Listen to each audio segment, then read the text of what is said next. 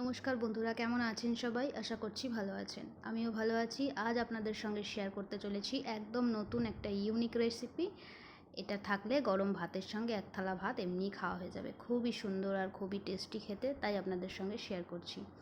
আমি এখানে ঘ্যাটকলের যে পাতাগুলো হয় সেগুলো আমি খেয়ে নিয়েছি বাটা করে, আর এখানে রেখে দিয়েছিলাম ডাঁটাগুলো। তো ডাঁটাগুলো আমি কেটে আঁশ ছাড়িয়ে নিয়েছি ভালো করে।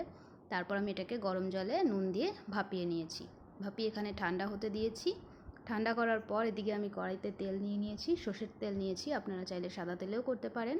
সর্ষের তেলের মধ্যে আমি কালো জিরে ফোড়ন দিয়ে দেবো, আর শুকনো লঙ্কা দিতে হবে। তো আমি শুকনো লঙ্কাটা খাই না, তাই আমি শুকনো লঙ্কাটা বাদ দিয়েছি। আপনারা চাইলে শুকনো লঙ্কা দিয়ে করতে পারেন।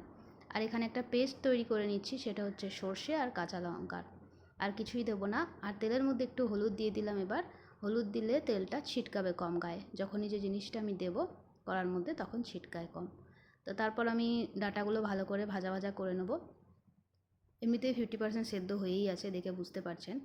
তো তারপর ভালো করে একটু তেলে নাড়াচাড়া করতে করতে একেবারেই ডাঁটাগুলো সুন্দর সুসেদ্ধ হয়ে যাবে। তো তারপর আমি একটু ঢাকা দিয়ে দিয়েছিলাম, আর তারপর দিয়ে দিয়েছিলাম একটু নুন। আর নুনের পর আমি আরেকটু হলুদ দিয়ে দেবো। অল্প একটু সামান্য হলুদ দিয়েছিলাম, এখনও অল্প একটু হলুদ দেবো। তারপর ভালো করে নাড়াচাড়া করে নেব। ভালো করে নাড়াচাড়া করে মিশিয়ে তারপর আমি মশলাটা এই ডাঁটাগুলোর ওপর দিয়ে দেবো। তো তারপর আমি বেশি নাড়াচাড়া করব না, যেহেতু সর্ষে আছে তেতো হয়ে যেতে পারে। তো বেশিক্ষণ ভাজার দরকার নেই, কিন্তু খুবই একটা টেস্টি রেসিপি বলে আপনাদের সঙ্গে আমি শেয়ার করছি। সমস্ত রেসিপি শেয়ার করি না, কিছু কিছু শেয়ার করি। তো কেমন লাগলো অবশ্যই কমেন্ট করে জানাবেন রেসিপিটা। আমি সার্ভ করে দেখিয়ে দিচ্ছি কেমন হয়েছে। তো আজকের মতন টাটা। ভালো লাগলে একটি লাইক করে দেবেন।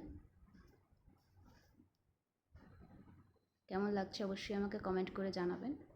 ধন্যবাদ।